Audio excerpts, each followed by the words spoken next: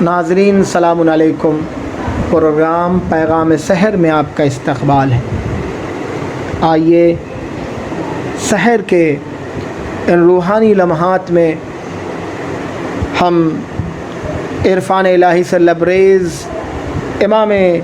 سید الساجدین زین العابدین علیہ الصلاۃ والسلام کی عظیم دعائے ابو حمزہ شمالی کے اپنے سلسلے کو وہیں سے آگے بڑھاتے ہیں جہاں ہم نے پچھلے ایپیسوڈ میں چھوڑا تھا۔ آج ہم امام عالی مقام کی دعا کے ان فقرات کی تلاوت کریں گے جس میں امام عالی مقام حمد الہی کو مختلف صورتوں میں، مختلف شکلوں میں، زندگی کے مختلف لمحات میں پیش آنے والے واقعات کے ذریعے بیان کرتے ہیں۔ ہم امام کی اس عظیم دعا کے فقرات کی مختصر تشریح قرآن کی روشنی میں بھی کریں گے۔ بسم اللہ الرحمن الرحیم۔ الحمد للہ الذی ادعوہ فیجیبنی وإن كنت بطیئا حین یدعوننی۔ تمام تعریف اس خدا کے لیے ہے، ادعوہ جسے میں بلاتا ہوں، فیجیبنی تو میرا جواب دیتا ہے، میری دعاؤں کو سنتا ہے، وإن كنت بطیئا حین یدعوننی، لیکن جب وہ ہمیں بلاتا ہے تو میں سستی کرتا ہوں۔ امام سجاد اپنی دعا کے اس جملے میں انسانی زندگی کی حقیقت کو اجاگر کرتے ہیں کہ انسان کی صورتحال یہ ہے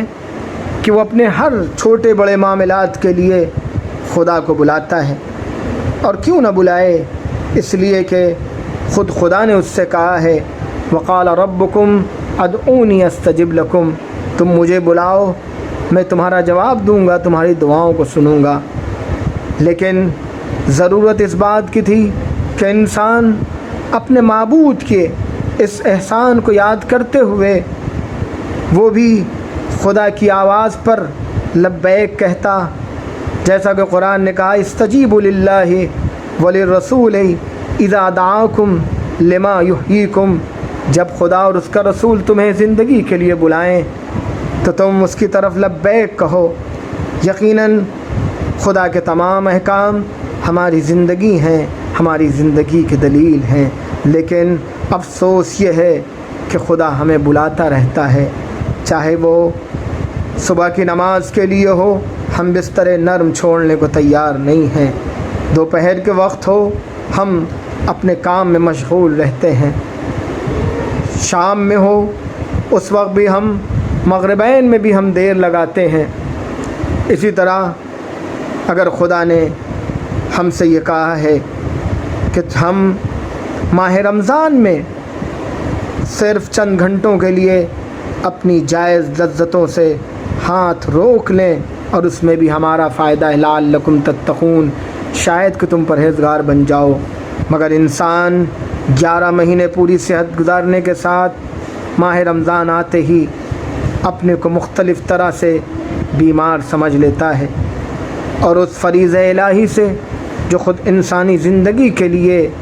سرمایہ ہے اس سے دور بھاگنے لگتا ہے۔ امام سجاد فرماتے ہیں، والحمد للہ الذی اسألہ فیعطینی، تمام تعریف اس خدا کے لیے ہے کہ اسألہ،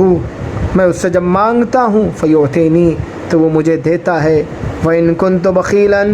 اگرچہ میں کنجوس ہوں، حین یستقرضنی، جب وہ مجھ سے قرض کا مطالبہ کرتا ہے۔ یقیناً انسان اپنی ہر چھوٹی بڑی ضرورتوں کو خدا ہی سے مانگتا ہے، بلکہ بسا اوقات تو ہمیں پتہ بھی نہیں ہوتا ہے ہماری کتنی ضرورتوں کو ہمارا کریم مالک، ہمارا رحیم آقا پورا کر دیتا ہے۔ نہ جانے کتنے ایسے مطالبات ہیں جن کو ہم جانتے بھی نہیں اور وہ پورا کر دیتا ہے، کتنے مطالبات ہیں جو ہم مانگتے ہیں اور وہ پورا کر دیتا ہے، لیکن جب خدا قرض کا مطالبہ کرتا ہے تو انسان مختلف بہانے پیش کرتا ہے۔ کبھی کہتا ہے کہ وہ دولت جو ہم نے اپنے قوت بازو سے کمائی ہے میں کیوں خرچ کروں، اگرچہ خدا کو ہمارے پیسوں کی ضرورت نہیں ہے، خدا کو ہمارے مال و اسباب کی ضرورت نہیں ہے، وہ اللہ الصمد ہے، وہ بے نیاز ہے۔ انتم الفقراء، تم فقیر ہو، واللہ هو الغنی الحمید، اللہ تو غنی ہے اور صاحب ستائش ہے۔ یہ قرض کا جو مطالبہ ہے یہ وہی مطالبہ ہے کہ خدا ہم سے چاہتا ہے کہ ہم اپنے پیسوں سے اپنے رشتہ داروں کی، ناداروں کی، پڑوسیوں کی، دوستوں کی، احباب کی مدد کریں۔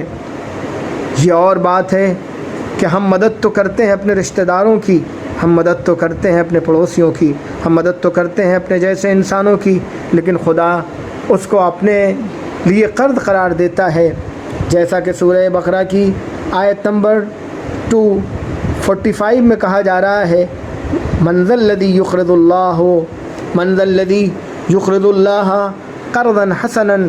فیضاعفہ لہ اضعافا کثیرا۔ کون ہے جو خدا کو قرض دیتا ہے، قرض حسنہ دیتا ہے، اور یہی نہیں کہ وہ قرض دے کر قرض لے لیتا ہے، بلکہ فیضاعفہ اس میں اضافہ کرتا ہے، اور اضافہ ہی نہیں کرتا بلکہ اضعافا کثیرا، اسے کئی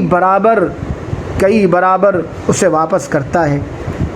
ہم مدد تو کرتے ہیں اپنے رشتہ داروں کی، لیکن خدا اسے کئی گنا بڑھا کر ہمیں دیتا ہے۔ ہم مدد تو کرتے ہیں اپنے جیسے انسانوں کی، لیکن خدا اسے کئی گنا بڑھا کر دیتا ہے۔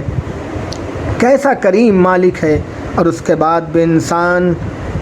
مطالبات الہی کے مقابل میں کنجوسیاں کرتا نظر آتا ہے۔ والحمد للہ الذی انادی کل ما شئت لحاجتی، اور تمام تعریفیں اس خدا کے لیے ہیں، انادی ہے جسے میں بلاتا ہوں، آواز دیتا ہوں، کل ما شئت، جب چاہتا ہوں، لحاجتی، اپنی ضرورتوں کے لیے، واخلو بہ حیث شئت لسری، اور میں اس سے خلوت اختیار کرتا ہوں، اس سے راز و نیاز کرتا ہوں، حیث شئت لسری، اپنے راز و نیاز کے لیے، بغیر شفیع، بغیر کسی سفارش کے، بغیر کسی سورس کے، بغیر کسی شفاعت کرنے والے کے، فیغزی لی حاجتی، اور وہ میری ضرورتوں کو پورا کر دیتا ہے۔ اللہ اکبر! انسان اگر اپنے ماں باپ سے بھی رابطہ کرنا چاہتا ہے تو اس وقت بھی وہ دیکھتا ہے کہ ان کا موڈ کیسا ہے۔ ایک بچے کے لیے اس کی ماں کتنی مہربان ہوتی ہے، لیکن وہ بچہ یہ دیکھتا ہے کہ ماں کا موڈ صحیح ہے نہیں صحیح ہے، اس وقت میں اپنی ماں سے بات کر سکتا ہوں یا نہیں بات کر سکتا ہوں۔ باپ شفیق ہوتا ہے، لیکن اس کے باوجود بھی وہ یہ دیکھتا ہے کہ اس سے کب بات کی جائے۔ دوستوں سے راز و نیاز کیا جاتا ہے، لیکن اس میں یہ دیکھتا ہے انسان کہ کون سا دوست ہے کہ کب وہ راز کو افشا کر دے۔ لیکن کیسا کریم مالک ہے کہ انسان رات ہو یا دن ہو، شب کا سناٹا ہو یا دن کے شور غل بھرے لمحات، ہر وقت انسان جب بھی اپنے مالک سے راز و نیاز کرنا چاہتا ہے، اس کا مالک بغیر کسی سورس کے، بغیر کسی شفاعت کے اس سے راز و نیاز کرتا ہے، اس کی ضرورتوں کو پورا کرتا ہے۔ اور کیوں نہ ہو، اس لیے کہ امام سجاد فرماتے ہیں، والحمد للہ الذی لا ادعو غیرہ ولو دعوت غیرہ لم یستجب لی دعائی۔ تمام تعریفیں اس خدا کے لیے ہیں کہ لا ادعو غیرہ، میں اس کے علاوہ کسی کو نہیں پکارتا، ولو دعوت غیرہ، اگر میں اس کے علاوہ کسی اور کو آواز دوں، لم یستجب لی دعائی، تو وہ میرے مطالبات کو نہیں سنے گا، وہ میری صداؤں کو نہیں سنے گا۔ امام سجاد یہاں پر ایک عظیم بات فرمانا چاہتے ہیں۔ امام فرماتے ہیں کہ میں خدا کے علاوہ کسی کو نہیں پکارتا، یعنی پہلی بات تو یہ ہے کہ خدا کے علاوہ کوئی ہے ہی نہیں جسے پکارا جائے، لیکن امام سجاد یہ کہنا چاہتے ہیں کہ اگر خدا وحدہ لا شریک کے علاوہ کوئی اور ذات ہوتی جسے میں پکار سکتا، تب بھی میں اسے کبھی نہ بلاتا، میں خدا کو بلاتا۔ پھر امام فرماتے ہیں، والحمد للہ الذی لا ارجو غیرہ ولو رجوت غیرہ لا خلف رجائی، اور میں خدا کے علاوہ کسی اور سے امید نہیں باندھ سکتا، اس لیے کہ اگر میں کسی اور سے امید بناؤں، کسی اور سے امید رکھوں، تو وہ میری امیدوں پر پانی پھیر دے گا، میری امیدوں کو پورا نہیں کرے گا۔ یقیناً خدا کے علاوہ کوئی نہیں ہے جس سے امید لگائی جائے، لیکن اگر کوئی ہوتا بھی تو خدا کے علاوہ کسی اور سے امید نہیں لگائی جا سکتی تھی۔ اسی طرح امام صدق فاکرمنی ولم یکلنی الی الناس فیحیونی، تمام تعریفیں اس خدا کے لیے ہیں کہ میں جب اپنے کو اس کے حوالے کرتا ہوں تو وہ میرا اکرام کرتا ہے، میری عزت افزائی کرتا ہے، مجھے احترام سے میرے ساتھ تمام معاملات اچھائی کے ساتھ کرتا ہے۔ ولم یکلنی الی الناس، میں خود کو لوگوں کے حوالے نہیں کر سکتا، فیحیونی، ورنہ وہ مجھے ذلیل و رسوا قرار دے دیں گے، ذلیل و رسوا کریں گے۔ اسی لیے معصوم نے دوسری جگہ دعا میں فرمایا ہے کہ تم یہ دعا کرو، ربنا لا تکلنا الی انفسنا طرفۃ عین ابدا، یا آپ نے کہا یہ دعا کرو، ربنا لا تکلنی الی غیرک، اے میرے آقا مجھے اپنے غیر کے علاوہ کسی اور کے حوالے نہ کرنا، بلکہ خود مجھ کو میرے حوالے نہ کرنا۔ پھر امام سجاد فرماتے ہیں والحمد للہ الذی تحبب الی وہو غنی عنی، بہت ہی عظیم جملہ امام کا ہے۔ امام فرماتے ہیں تمام تعریف اس خدا کے لیے ہیں، تحبب الیہ، جو مجھ سے محبت کرتا ہے، وہو غنی عنی، جبکہ وہ مجھ سے بے نیاز ہے۔ یقیناً جو بھی اس دنیا میں محبت کرتا ہے وہ اپنی محبت کا اجر مانگتا ہے، محبت کا صلہ مانگتا ہے، لیکن کیسا کریم مالک ہے کہ وہ ہم سے بے نیاز ہے اور ہم سے محبت کرتا ہے، آقا ہو کر اب سے محبت کرتا ہے، کیسا کریم مالک ہے۔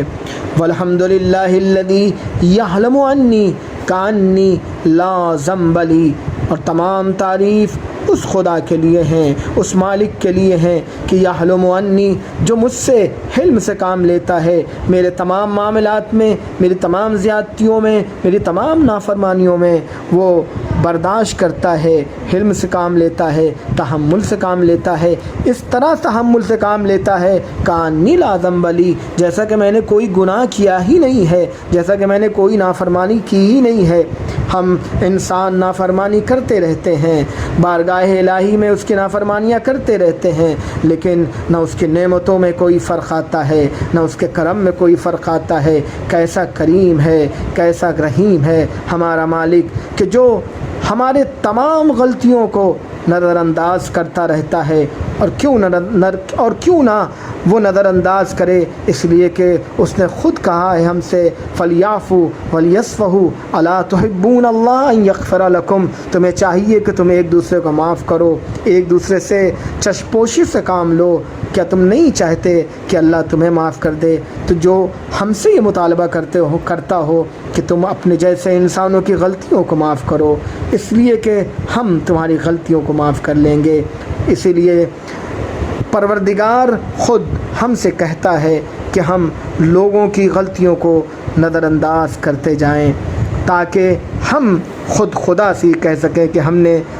پروردگار تیری مخلوق کو معاف کیا، تم میرے گناہوں کو معاف کر دے۔ امام فرماتے ہیں فربی احمد الشیء عندی و احق بحمدی، پس میرا پروردگار میرے نزدیک سب سے زیادہ لائق ستائش و لائق تعریف ہے، اور سب سے زیادہ میری تعریفوں کا حقدار ہے۔ یقیناً ہمارا مالک کیوں نہ ہماری تعریفوں کا حقدار ہو، اس لیے کہ اس نے تعریف کی، حمد کی، ستائش کی توفیق خود اسی نے دی ہے، اسی نے ہمیں طریقہ سکھایا ہے کہ ہم کس طرح اپنے معبود کی حمد و ستائش کریں۔